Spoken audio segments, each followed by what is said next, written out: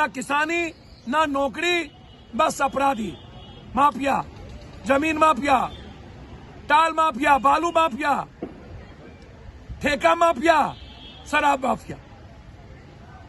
पूरी पुलिस अपराधियों के साथ, माफियाओं के साथ, नेता अपराधी माफियाओं का नेक्सस। शराब के कारण मर्डर की दुगुनी संख्या। हालात इतने बुरे हैं बिहार के कि आप सोच नहीं सकते। कोई बच्ची सुरक्षित नहीं है, और वो भी गरीब की बेटी ही, common man and middle class की बेटी ही क्यों सुरक्षित नहीं है? बड़े परिवार की बेटी पर हमला आज तक नहीं हुआ कभी, सिर्फ मिडिल क्लास की बेटी, गरीब की बेटी। बिहार की स्थिति बिल्कुल लगातार दिनों दिन खराब होती जा रही है। और ये 1 घंटा प्रधानमंत्री से मिलते हैं, बिहार के सवाल पर इनके पास 7 निश्चय, जल नल योजना, हरियाली यात्रा, इसके अलावा इनके पास कुछ नहीं है।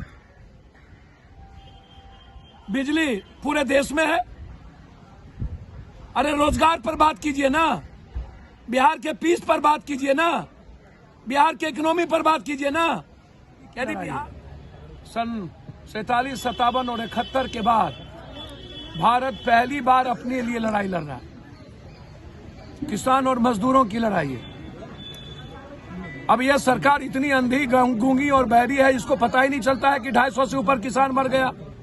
जैसे नीतीश बाबू को पता ही नहीं है कि लगभग 60% मंत्री जी अपराधी किस्म के हैं, वैसे उनको नहीं पता चला, ना किसान के घर पर गए।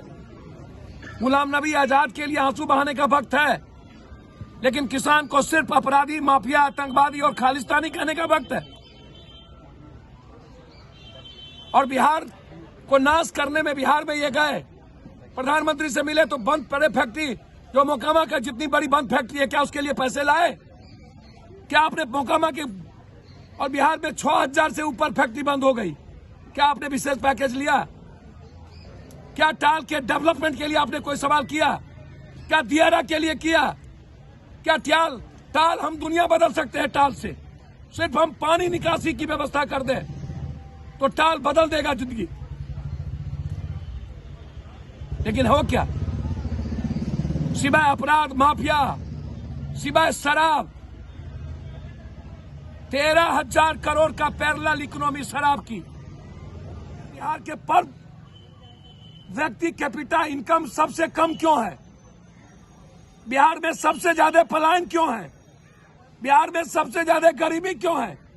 बिहार में सबसे ज्यादा निरक्षरता क्यों है? साक्षरता को छोड़ दीजिए तो बिहार में सबसे ज्यादा बेरोजगारी क्यों है? इस पे चर्चा नहीं। चर्चा ये करेंगे आम आदमी को मारा कैसे जाए।